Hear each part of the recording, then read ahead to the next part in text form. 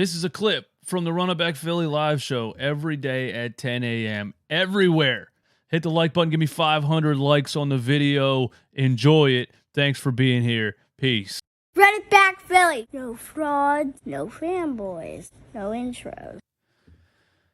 Tyrese Maxey finishes his third NBA season as the Sixers' most efficient shooter and as a top 5 shooter in the NBA. Tyrese Maxey finishes his third season with 20.3 points per game, 43.3% from three-point range, which was 5th in the NBA, 51.3% from the floor, all career highs. Again,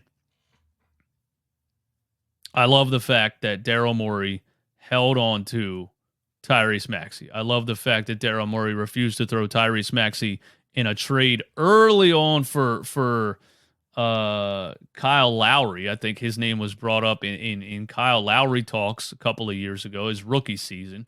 I love the fact that he refused to throw Tyrese Maxey into a trade when Kevin Durant was available for trade.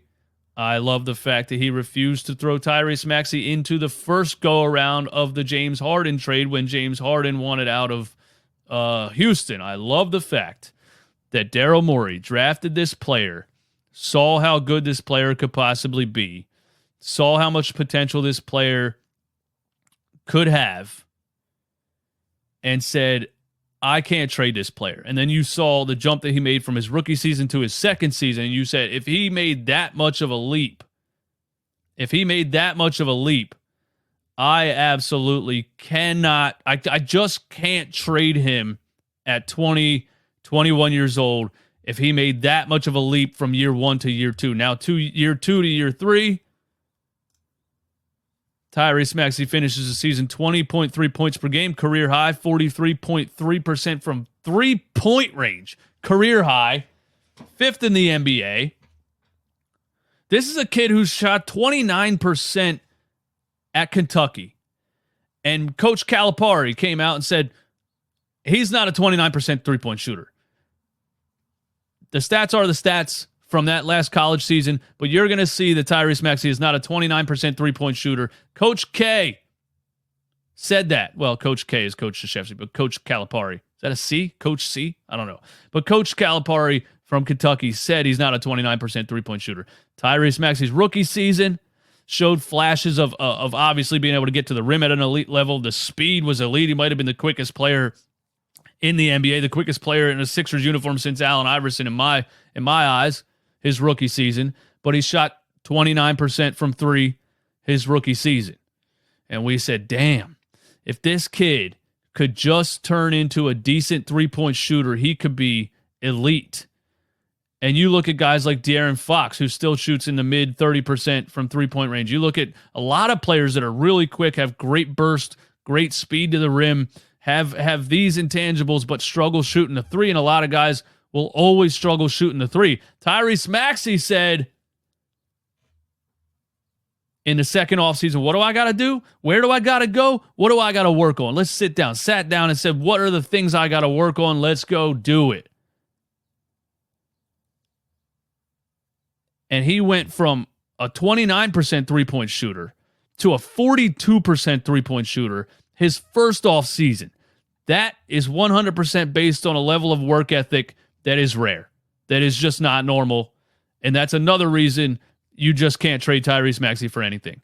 He has a work ethic that's going to get him as far as he wants to go. He still has certain things that he lacks. Facilitating ability, maybe. Running the pick and roll. And what's he going to do? He's going to go into this offseason and say, okay, I did that. Now what's left?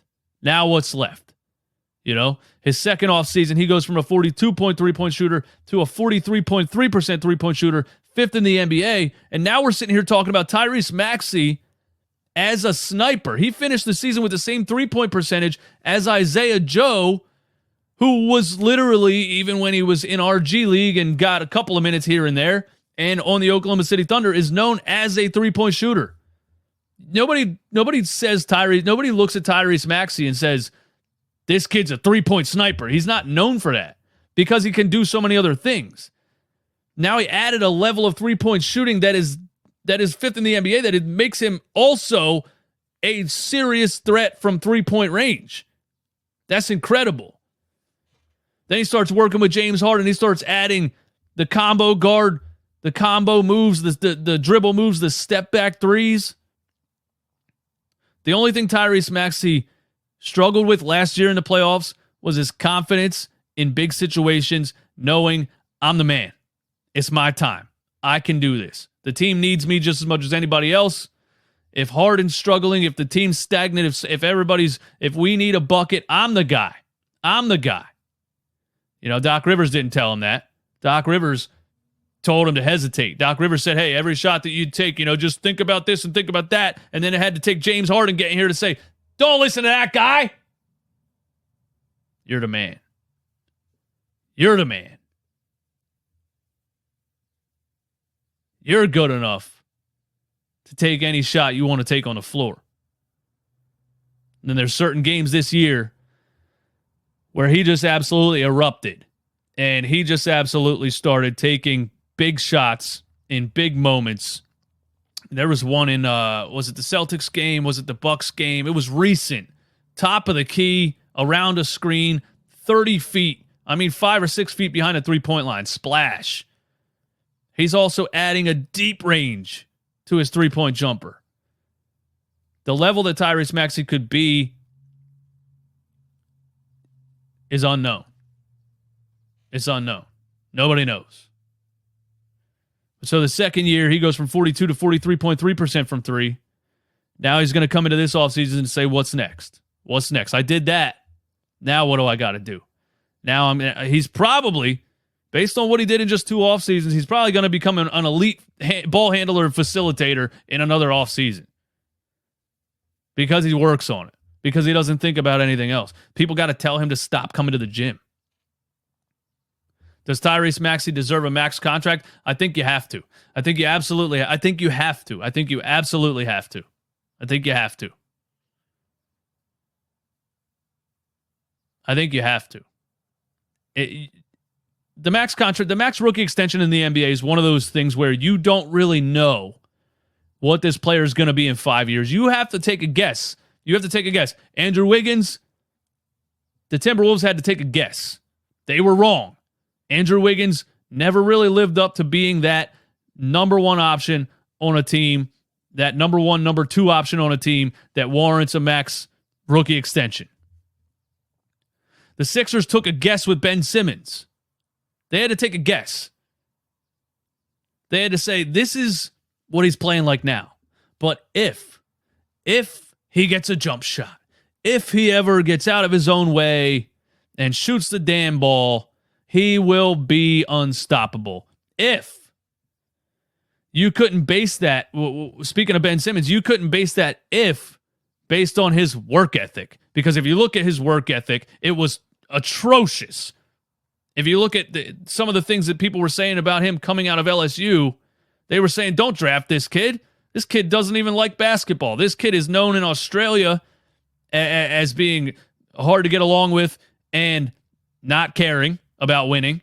He's known in LSU as not caring about winning. Couldn't even get the LSU team to the NCAA tournament and then refused to play in the NIT tournament. And you still gave Ben that 5-year max contract because the potential for a 6'10 player with his skill set was huge. Tyrese Maxey, all you got to look at is one thing.